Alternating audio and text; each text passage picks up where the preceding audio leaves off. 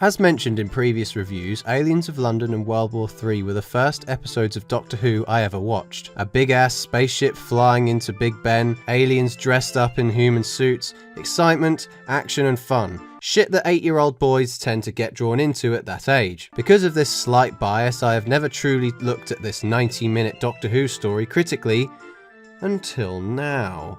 So, let's dive into a somewhat nostalgia fest for myself and a roller coaster of politics, farts and spaceships to see if this story still holds up today. Are you sitting comfortably? Then we'll begin.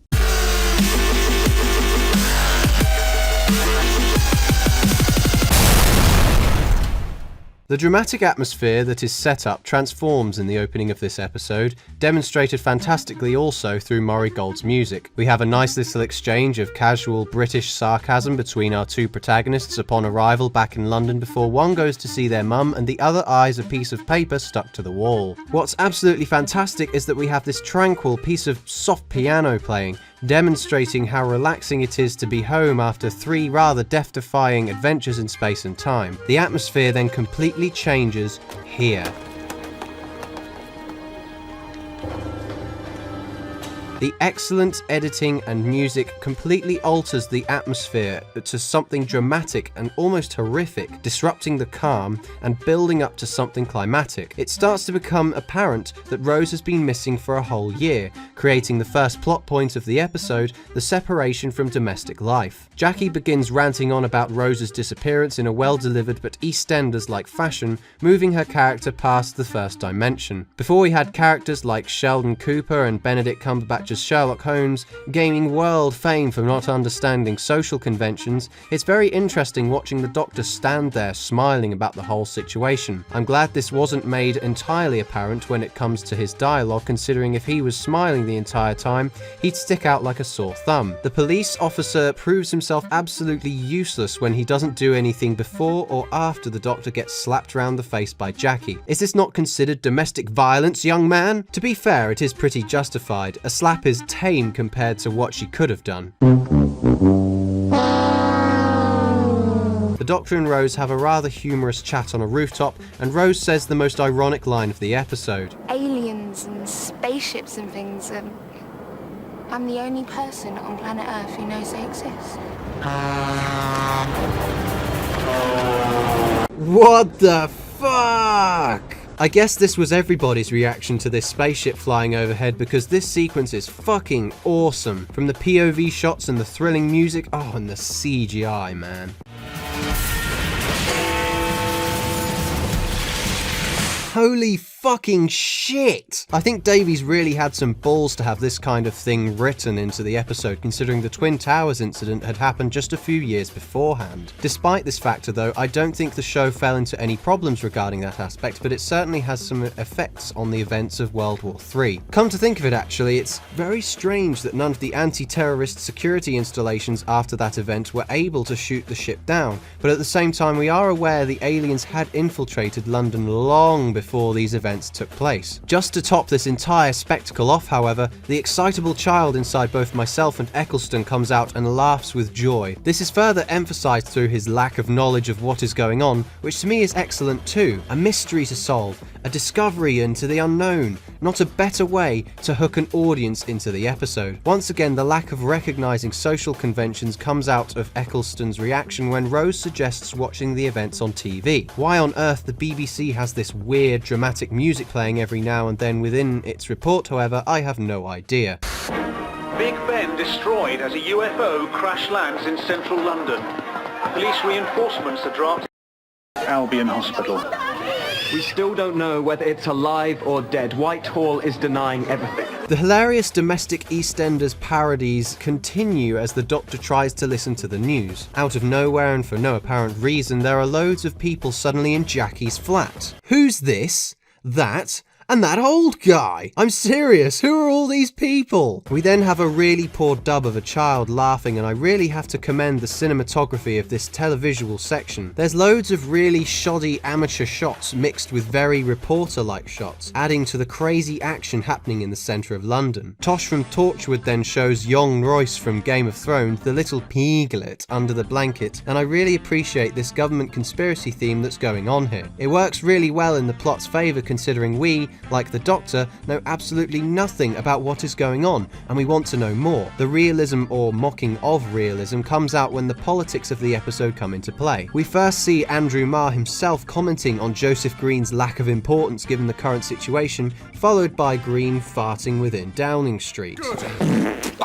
I know a lot of people don't really grab hold of the appeal of the farting in these episodes, and yes, everything is dependent on taste and subjectivity, but my response is that this is Doctor Who's best example of political satire to date. If there is a better way of representing politicians literally talking out of their arses with hidden motivations underneath the skin that got past the fucking BBC, I'd really like to see it. This metaphor is used to its advantage and in my opinion comes off as absolutely hilarious. If this subtext hadn't been there, I'd think the show was just being childish, and indeed when I first watched it, I just saw it as fat people farting on TV who had scary people inside, which was funny and terrifying at the time. However, as an adult, I still appreciate what Davies has done here, and I have no complaints about the use of farting in 10 Downing Street. The three Slitheen in the boardroom then begin laughing in a fantastically mocking way that just shows their disbelief at how easy it was to take over the planet. Harriet Jones's second appearance shows us where she stands in Parliament beyond her position. She just seems to be this annoying woman fleeting around Downing Street,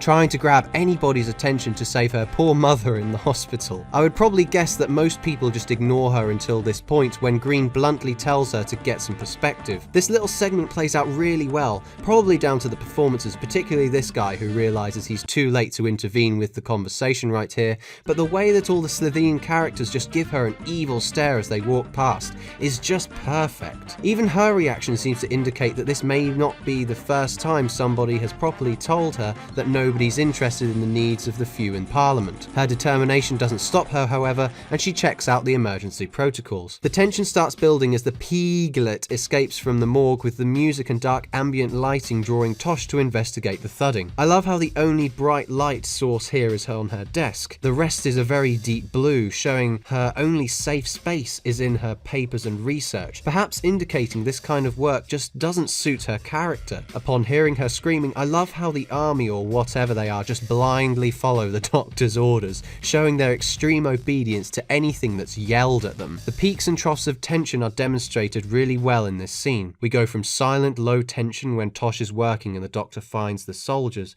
building up as she moves towards the pig door, and then bursts its peak to a gradual decline as they search the hallways. It then builds up again as the Doctor starts looking for the alien. It's little sequences like this that shows the producers really know how to keep a scene interesting through its use of tension. Not only that, but the dark blue light then shines on the Doctor as he also hasn't a clue what this alien is, which then becomes closer to a white, showing the alien's purity and innocence in this whole situation, which is seen again as it dies on the floor alongside the Doctor. This scene's use of lighting works so brilliantly that future episodes could probably take a few lessons from this. We return to the cabinet room where the aliens blow off lots of gas before the General decides to relieve Green of command. Once again, the scene's atmosphere gets turned on its head as soon as this shot here comes along, where the farting stops and this horrific piece of music is heard. The giggles of amusement transform into laughs of mockery, and they all begin to strip. I really like the human skin zips suits the Slitheen wear.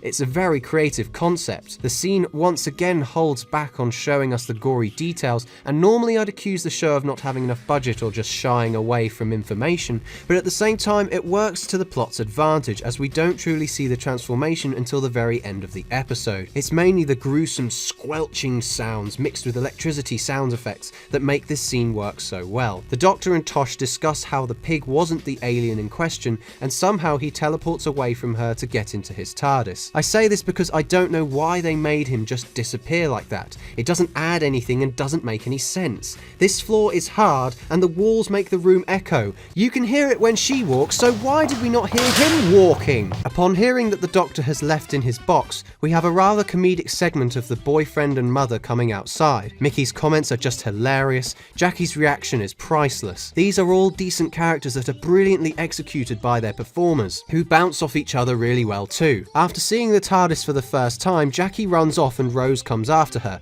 but you'd think Rose would want to stop her from telling anybody about what she's just experienced. Having said that, I think it's great that Rose has made the distinction that there are more important matters at hand right now. Poor old Jackie, her daughter's just reappeared after being missing for a whole year. Aliens have just landed on Earth, and now she's seen the interior of an alien spaceship. No wonder she looks so lost and confused. After calling the helpline to report the Doctor though, you'd think a government program with that kind of information wouldn't have such a basic user interface. Jesus Christ. There's a really touching conversation, however, between Rose and Mickey that gets interrupted by the Doctor, and we have our first closer look at one of the skin suits. Even though this is only really shown in detail once here, it looks really well designed and makes me feel a bit gross. I find the Ricky thing that keeps coming and going really funny too, especially considering we'll never know if this incarnation of the Doctor ever knew the Ricky from the parallel universe we see in Series 2, or if he's just deliberately winding him up. Upon being arrested, the Doctor smiles and waves to the camera like a small child and the meeting begins. I love how the Doctor immediately takes charge of the entire meeting before they even begin discussing anything, just to diverge the conversation from talking about things that don't matter whatsoever. Harriet and Rose then find the Prime Minister's body stored in a cupboard in the cabinet room. I'm a bit iffy about this decision because you'd think somebody would find it sooner or later like they have done here. Why not just bury it somewhere? Then a thought struck me. All of the cabinet members were killed inside Big Ben or had their airlift cancelled, so nobody really, aside from these three, would use the room. However, if this was the case, you'd think the room would be locked so that nobody would stumble in like these two did. On a more positive note, that horrible music starts playing again once they find the body and continues to play until the end of the episode. It's so horrible. When I say horrible, I don't mean like in a negative way, like it's a bad piece of music. I mean, it's chilling to listen to. The other Slitheen members then get ready to eliminate all the affiliates of the Doctor, and we have this beautifully climatic ending of the episode. The human forms of Slitheen act so mockingly malicious that they just make me feel really uncomfortable. As pieces of the puzzle begin to fit in the Doctor's head, he then says my favourite line of the episode. Excuse me, do you mind not farting while I'm saving the world? And the aliens begin to strip before him. The use of blue lighting once again comes around full circle, showing the true danger that the characters face. Even more interestingly, it begins to show Joseph Green's face as white, human, and blue, alien, flicking back and forth as he laughs maniacally, distorting the image and truly showing his untrustworthiness through this shot alone. I think it's a shame we have to slowly watch all three Slitheens transforming simultaneously. Even some of the events are shot in near identical ways. It just seems a bit overkill considering we know what's happening as soon as the Slitheen begin to strip. Obviously some shots are needed to establish the events, but I certainly think this final segment could have been condensed a lot better, as we would be able to watch a complete transformation without chopping between characters. Credit where credit is due, however, the CGI still looks absolutely fantastic in this segment in my opinion. The aliens coming out of their skin is pretty terrifying, especially as this is the first time we see them do so properly, but unfortunately the electricity around the members of the board looks quite shit in comparison. There's loads of really shoddy amateur shots mixed with every reporter. What? I've written it fine, I'm just cocking it up. You can hear it when she walks, so why did we not hear him talking? Not talking, walking, you twat. I'm a bit iffy about this decision because you'd think somebody would find it sooner or later like they have done before. Huh? Distorting the image and truly showing his untrustworthiness through his shot alone. I was doing so well. Yeah, boy.